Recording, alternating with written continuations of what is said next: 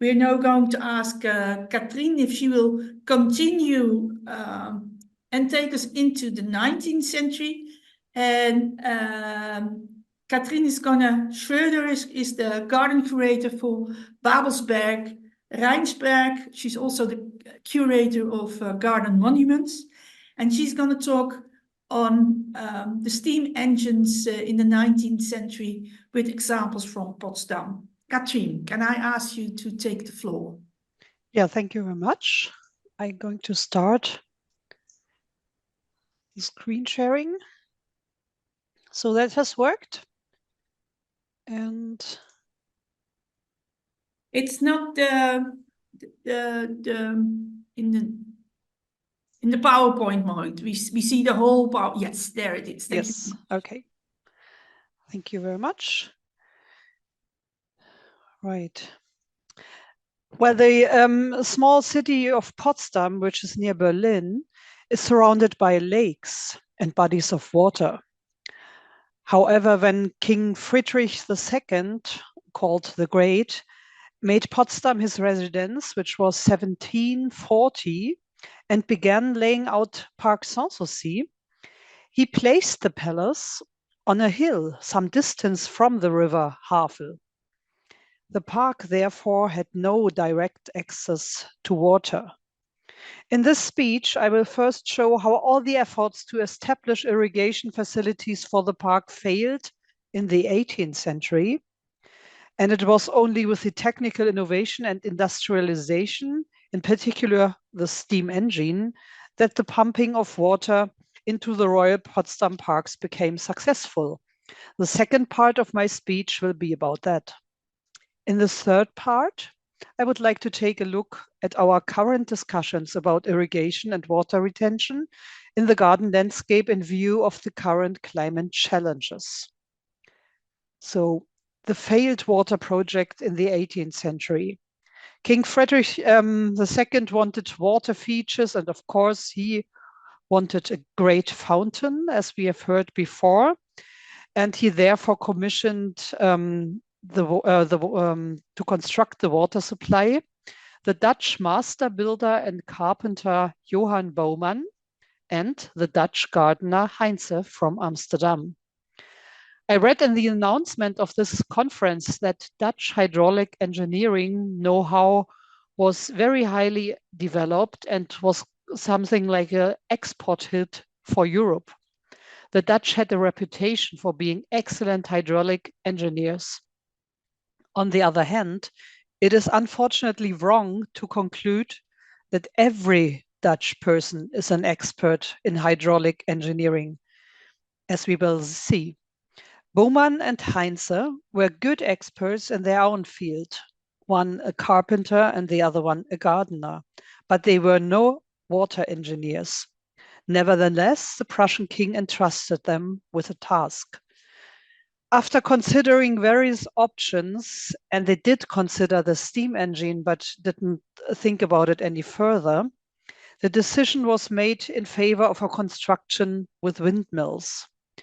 A newly built moat, the Schafgraben, connected with the windmill, pumped the water into a higher reservoir, which was something like 35 meters above. You can see here the chain of windmills, but it was only one windmill that was built. The pipes were made from wooden trunks, which were held in place with iron rings. The water pipes coming from the reservoir were then to operate the fountains. But the wooden pipes burst during the first pumping attempt, and Bouwman and Heinze made constructive improvements. Another attempt was made and failed again. For the king, the failure of this prestige project was a great annoyance. He also let Bouwman and Heinze feel his anger, and he had large signs put up, painted with donkeys, and the inscription Hollandse Fonteinemakers. And he wanted to have those signs hang up on the constructors' houses. I'm sorry to say so. The gardener Heinze died shortly after that, and the carpenter Baumann tried to buy iron pipes for the water pipes, but lead pipes were supplied and they again bursted during the next attempt. Another Dutch fountainier, Van Oosten, came to Potsdam, but he also was unable to solve the technical problem. The involvement of the famous Swiss mathematician Leonhard Euler was promising. He calculated the pressure at which the tubes burst and advised increasing the diameter of the tubes.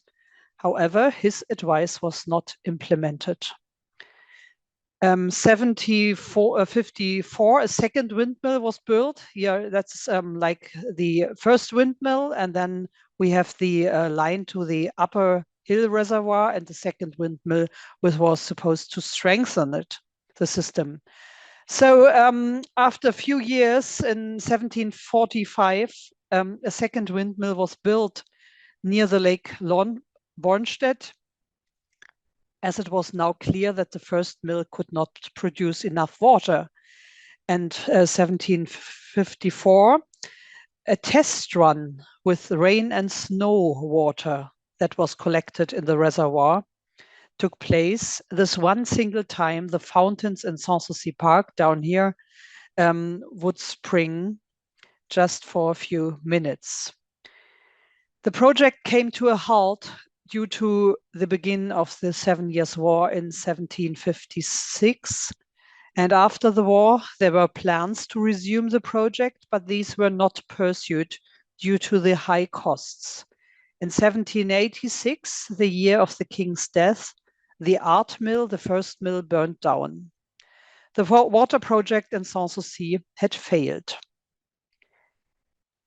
It was not until the 70 years later, in the 19th century, that the project was taken up again, and a new technology that was just about to conquer Europe was now to play a role, the steam engine.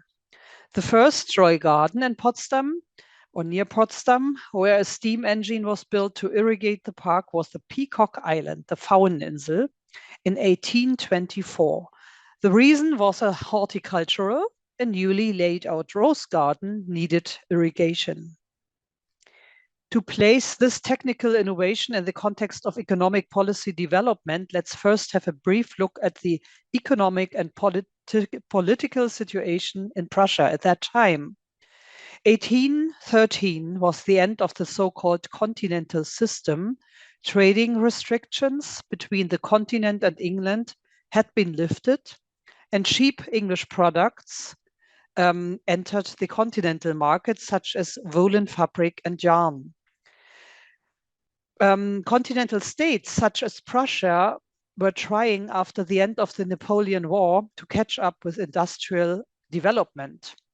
It is therefore interesting to see who made the steam engine for Peacock Island. The order was awarded to a company, John and James Cockerill, Berlin. The company founder, Cockerill, was originally from England, and he came via Sweden and then founded a textile factory in Belgium.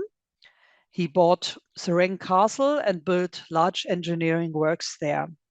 And Prussian politicians traveled to Belgium and tried to persuade Cockerill to open a factory in Berlin. And after 10 years of negotiations, Cockerill agreed for a settlement in Berlin, and a wool and spinning mill was opened. However, for the Peacock Island, Cockerill had to import the steam engine from Belgium, and also manpower, very important, came from Cockerill. One of Cockerill employees, Friedrich, became a master mechanist on the Fauneninsel, on the Peacock Island. The engine house in Peacock Island is a very simple building, and it pumped the water to a little reservoir, which was combined with a fountain, and then it would lead water to the rose garden and later to the waterbird pond and the monkey house. Irrigation in Peacock Island made special life plant life possible. And new species from colonization areas could be integrated. A palm house for tropical plants was erected, which gave the illusion of a tropical plant life. We come to our second steam engine, which was in Charlottenhof. Charlottenhof is like an extension of Sanssouci Park. And it was given as a gift to the crown prince in 1825. And the famous Prussian architect Carl Friedrich Schinkel traveled to England 1826 together with the economic politician Boyd. And they visited factories and machines and construction methods. And they enthusiastically described them as or compared chimneys they saw with obelisks.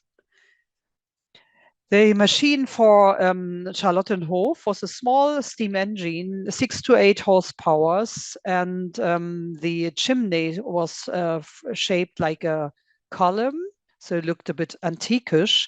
And of course, they needed a reservoir again, which this time was placed in the tower of the gardener's house, the later so-called Roman baths.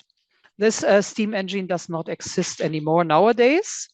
The third one was in Glienicke, that one on the river Havel, with a combined building for the gardener's house, the steam engine house, and also the reservoir in the tower again. And this one was made to run the fountains near the palace and also to run all the water features in the park Glienicke. And the biggest project with steam engines was the one for the entire Park Sanssouci. 1840, King Friedrich Wilhelm IV became the king, and he chose Sanssouci as his summer residence again. And the representative water art project in Sanssouci we were talking about before was taken up again. This time, a steam engine was supposed to solve the problem. An extraordinary building was created to house the giant steam engine, and the architect Ludwig Persius designed it in the Islamic Oriental architecture style in form of a mosque. A very young mechanical engineer was commissioned to design the steam engine, August Borsig, who later became a very successful entrepreneur in locomotive construction. The steam engine operated 11 larger pumps and 2 smaller ones, and it was the largest steam engine in Prussia at that time. It was built with 81.5 horsepower, which put the young engineer under pressure. And we read here in a letter from the architect to the young engineer, bear in mind that the construction of the waterwork is currently the largest construction project in the state. Indeed, one could say that the world is participating in the completion of a project that you have promised, which is being stamped as a truly national undertaking due to the historical interest attached to it. For powering the steam engine, hard coal from Bohemia was used. Before, peat was apparently often used as heating material. In October 1842, the Sanssouci fountain ran for the first time. The steam engine house was placed directly on the banks of the Havel and had to transport the water through 2 pipes through a residential area up to a hill, the same hill that was used in the 18th century as a reservoir. We call it the Mount of Ruins. And the fountain is said to have had 40 meters, which nobody believes, but that was, well, that is said. And the height difference is 35 meters, so it could have been like 30 meters, but probably only once. And the next steam engine house is the one in Park Babelsberg, which was the park of the king's brother, William, who later became crown prince and also the first German emperor, William I. In Babelsberg too, the vegetation could only develop very purely due to poor sandy soil, which is a problem in all our gardens. Full of resignation, the garden designer Prince Hermann Pückler once wrote to the court martial, "If irrigation is not set up properly in Babelsberg, it is impossible to achieve fresh meadows and lush forests from the Sand Mountains." So the steam engine to water the park was built and again placed on the banks of the river Havel. The architect Ludwig Persius designed an expressive building for the steam engine and the pump. Over 20 kilometers of cast iron pipes were laid through the park. Water was now available everywhere in the park, not just in the flower beds.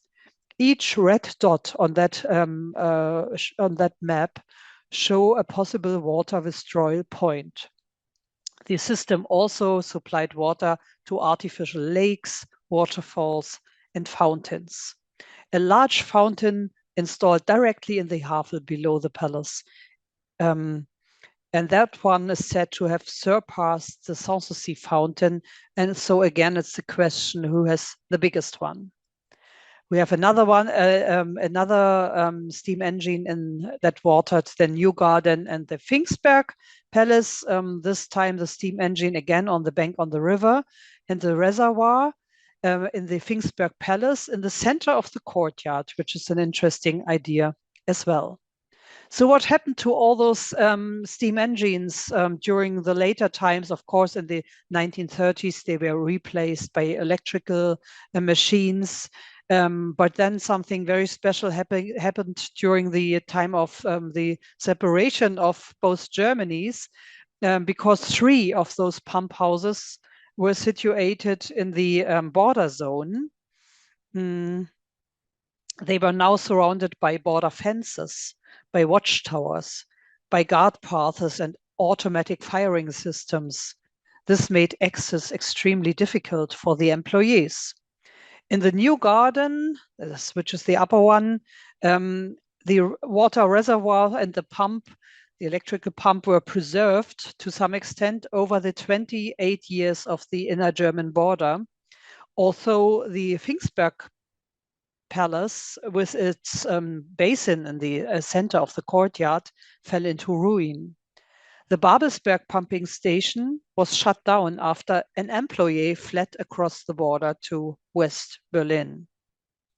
Nowadays, most of the irrigation systems are still in operation or back in operation, with one regrettable exception, which is Babelsberg. Here we have only a part of the system working, only the one with the blue circles you can see here, and most of the park does not have water supply.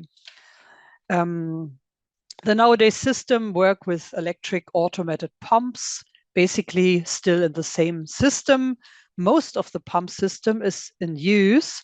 However, it is in need of repair in many places. So as we can see in that map, the need of repair is yellow, and the red lines show where we would need further water pipes. The Sanssouci steam engine, that wonderful one in the mosque, has been preserved and can be visited, which is absolutely worth visiting. Whenever you come to Potsdam, please give me a call and I arrange a visit for you. So what questions do we have nowadays? We have fundamental questions because we currently draw all the water we need from the river Havel as surface water. However, in view of the dry summers in recent years and the low rainfall, there's growing concern that this resource may not be sufficient. So we are thinking about how we can make the system more resilient. Surface water is, of course, wonderful, and the river Havel does have water, but during dry periods, the authorities ordered a stop to extraction. So far, for us, it has always been possible to obtain an exemption from the water authorities so that pumping was at least permitted at night. This meant that the reservoirs could be filled. However, there is concern that one day the exemption will no longer be granted. But what about use of rainwater? What opportunities does that offer? The so-called decentralized rainwater management is now required by law in Germany. The aim is to infiltrate rainwater on the property, not to lead it via rivers to the sea. This is intended to retain water and to protect against flooding. It can also save on discharge fees. So what can you do? You can buy cisterns, as we did in Charlottenburg, but they can only be used near buildings. Their volume is limited. They fall empty during dry periods, which is the time when we need the water most. And they require a lot of large technical installations. And of course, they require large flat areas, which is a problem in historic gardens. Just imagine you have such a large opening in your garden to install a cistern. Well, the second idea would be open rainwater infiltration, which is especially well to be used when you have historic like ditches that maybe have fallen dry, and you can reuse them to have your rainwater collected there, which we did in Sanssouci, which is the left picture, and the upper picture. Where we had an old historic ditch and we reopened it at the in Sanssouci and had the rainwater from that building coming into that reopened ditch. In general, roof water can only be a supplement for park irrigation system. The roof areas only represent an additional water resource for the immediate vicinities of the building. During long periods of drought, when the garden needs the water most urgently, the feed pipes are also empty. So the third idea would be using of deep wells, which is a technical system with control, filtration and everything. But possible problems can be the iron content in deep wells, which then causes problems for all the pipe systems. Conclusion. We have seen that the lack of technical knowledge and the false assumption that every Dutchman was an hydraulic engineer led to the failure of the project to supply water to Sanssouci Park in the 18th century. It was only with the technical innovation of industrialization, in particular the steam engine, that the pumping of water into the royal parks in Potsdam became successful. This is a remarkable story about how garden design can provide impetus for all overall economic development of a country and at the same time allow a landscape to blossom. To this day, we benefit from the historic water systems developed in that time in the maintenance and development of our historic parks, in the Prussian Palaces and Gardens Foundation in Berlin and Brandenburg. However, where the pipe systems are defective, they need to be repaired. Otherwise, the gardeners are forced to irrigate the new plantings with water trucks, as we can see here on the picture, which is very time consuming. However, climatic changes are calling tried and tested systems into question. The increased drought and the dying of the park vegetation have changed the general conditions again. Perhaps it will be possible to strengthen the park vegetation by activating and further developing the historic park irrigation systems. The use of roof water can be an additional help here, but by no means the only one. Thank you very much.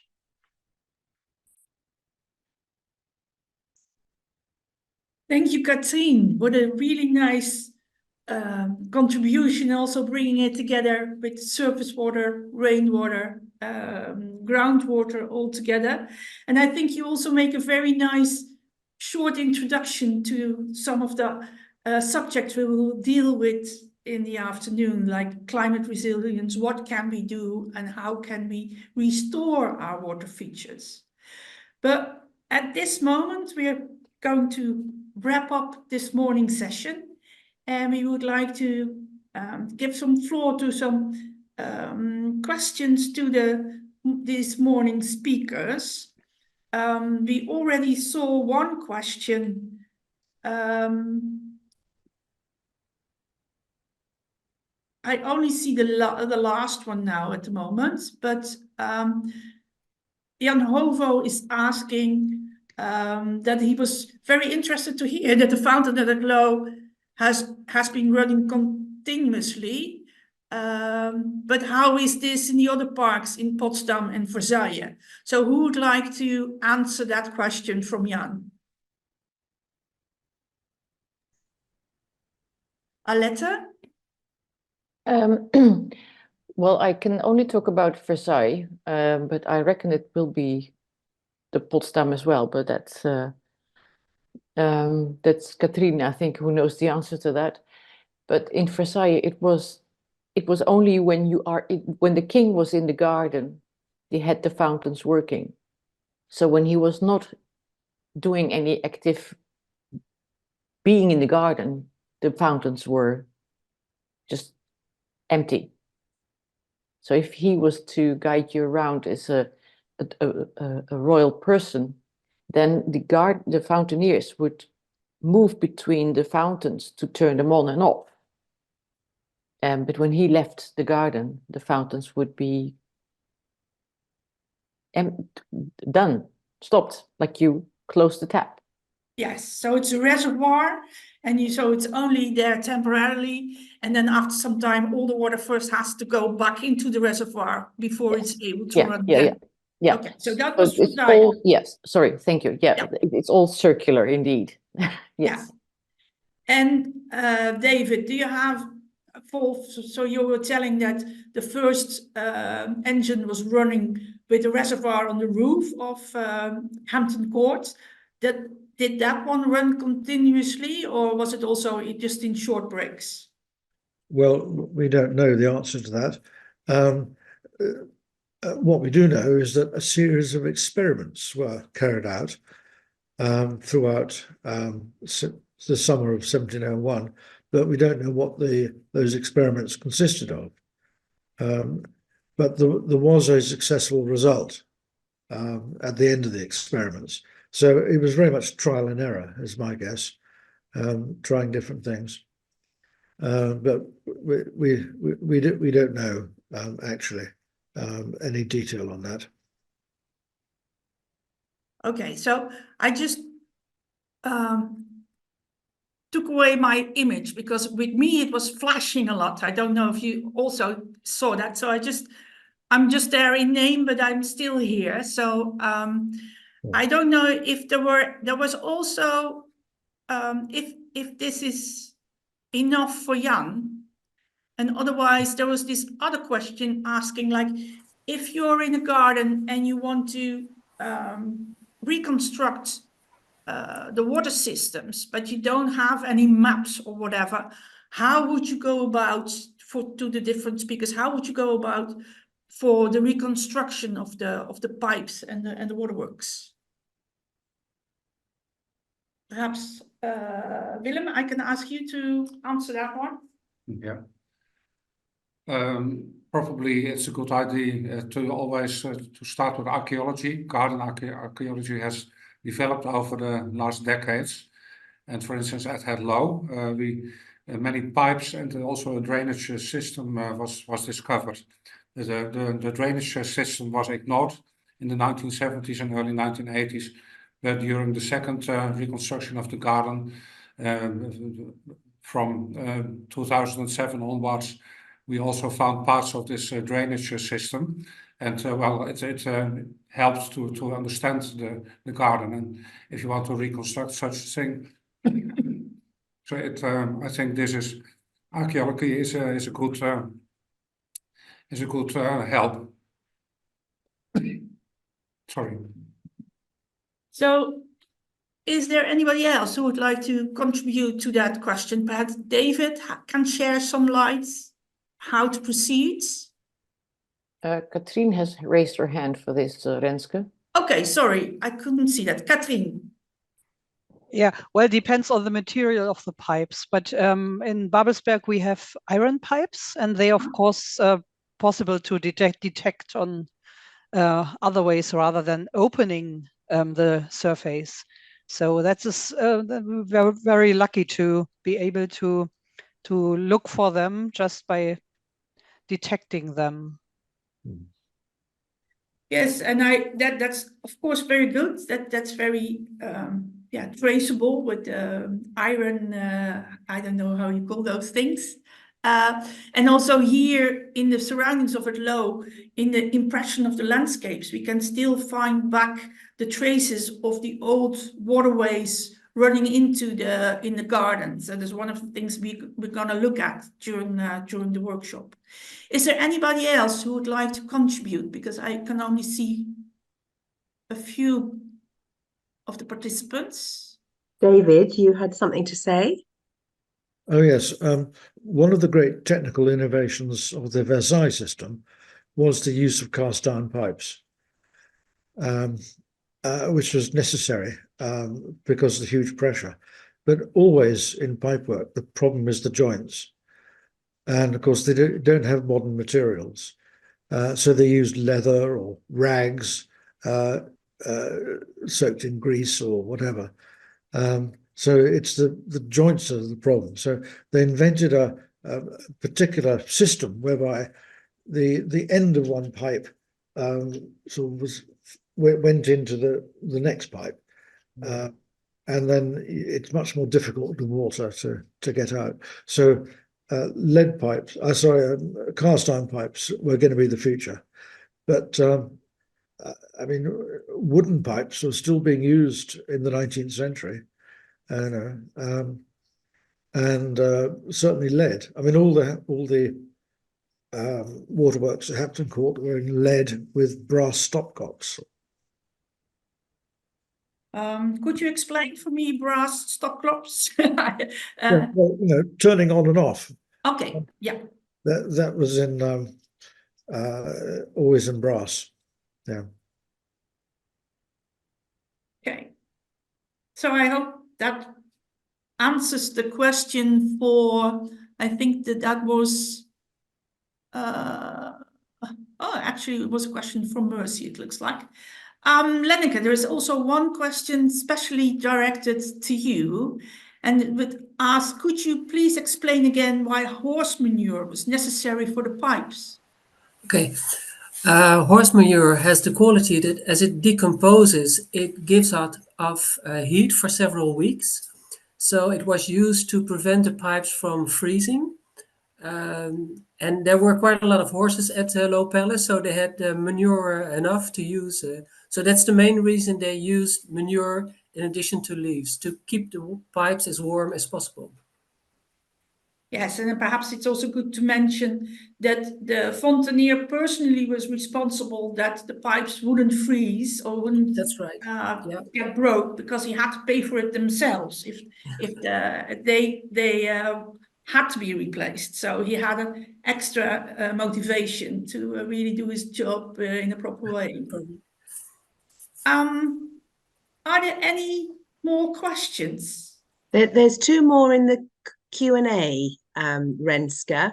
One asking Katrin about the possible effect of iron in water systems. Is there a record of how water pH affected the irrigation and the fountain pipework at Het Loo or Hampton Court or Versailles? Anybody know about the effects of the pH in water systems? You mean when you have deep wells and you get water with high amount of iron in it? Is that the question? I think that's the question, yes. Yeah. Well, it is like moat somehow. All the machines get really problems. And the pipes as well. They have like thick layers of that stuff. Problemen met ijs in het water? IJs, nee, want alles wordt erop gezet. Oké, nee, geen ijs, ijzer. IJzer. Ja, het wordt gevuld. And you also get when you have fountains with from marble or something, you get those red marks on it from the iron. Yes, I know for Het Loo that they have a special, we use the groundwater and pump it up. And each fountain now has a completely closed system with its own engine, and that they have a filter, but especially for the iron, both for the working of the machines as for otherwise the decoloration of the water in the fountain.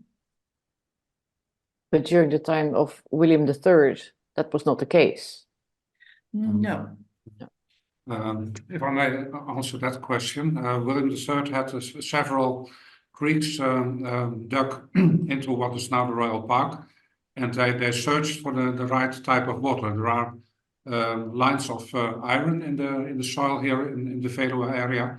They were also mined even from the Iron Age, since the Iron Age for several thousand years. But local people knew exactly where was the sand was iron free or with iron, so they could dug those creeks to find the clear and the right type of water. And the first creeks that were used by William III were already existing creeks dug in 1517, and they fed water mills.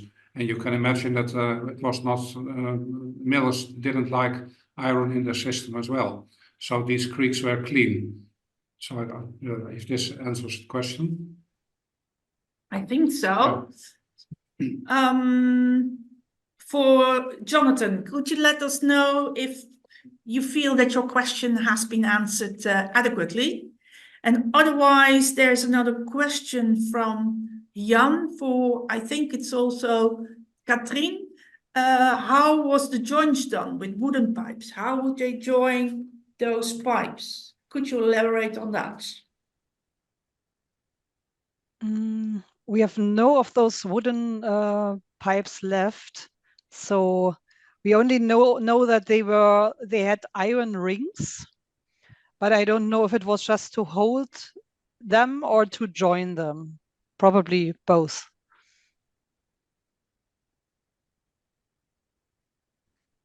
Okay, somebody else has more information on how those wooden pipes were connected?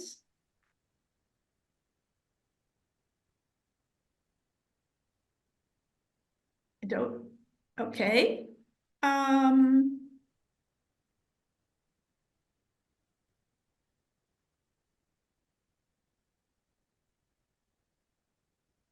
Let me see in the question and answers. Lina Hirsch mentioned that she found it very interesting to hear Katrin talk about the current situation, considering using water for fountains. How's the situation in some of our other participating countries? And are they also looking for solutions to save water for roofs, etc.? What do you think? Would it be an idea to include that one in a poll in this afternoon? Would that be a possibility, Mercy?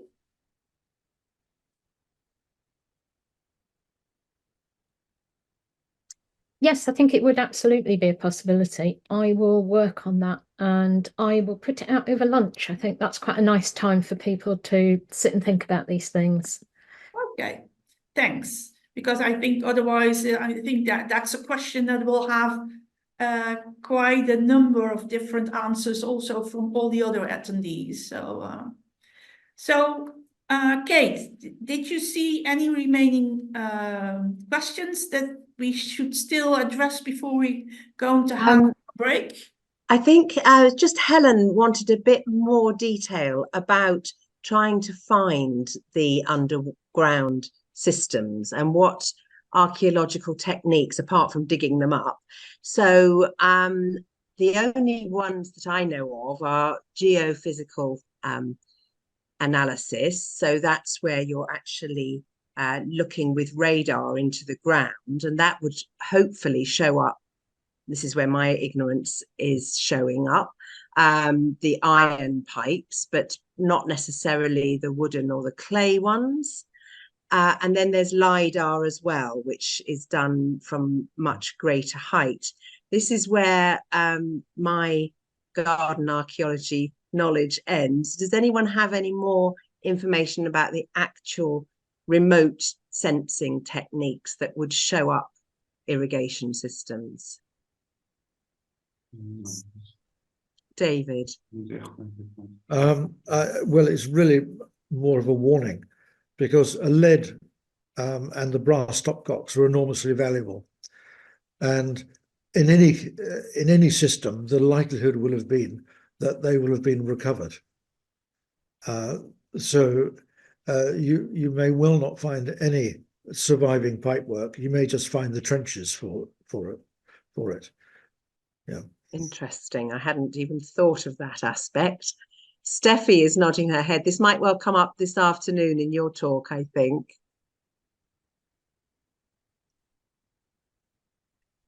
So really, I think that probably covers all the questions. Let me just have one more look in the Q&A.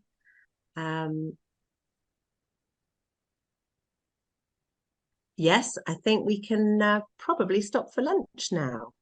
Well, that's great. So we have I really would like to thank all contributors for this morning. I think we had a lovely combination of talks that really gave all the developments in all the different power system, the engines, and all those powerful people who wanted to have the biggest, and what was necessary to be able to deliver water that could really sprout. So we will continue this afternoon, 2:30 in the European time, 1:30 in the UK time. I want to share just one announcement with you before the break. Let me see if this can still work. So we're now, let's go over there. Oh, yep, backwards, sorry. So there's an announcement that was brought in by Lenneke that there is going to be a new network of heritage gardeners and head gardeners in Europe. And the launching of this new network is Friday, February the 9th, 2:00 European time, 1:00 UK time. And if you're interested to join, you can mail to the website of the mail address provided down here, and you can enlist to be part of that launching of this new network. And I think as we are closing off this project this year, it's really nice to know that there will be other networks that are starting up and will continue with part of the work we are doing here with the craft skills of garden conservation.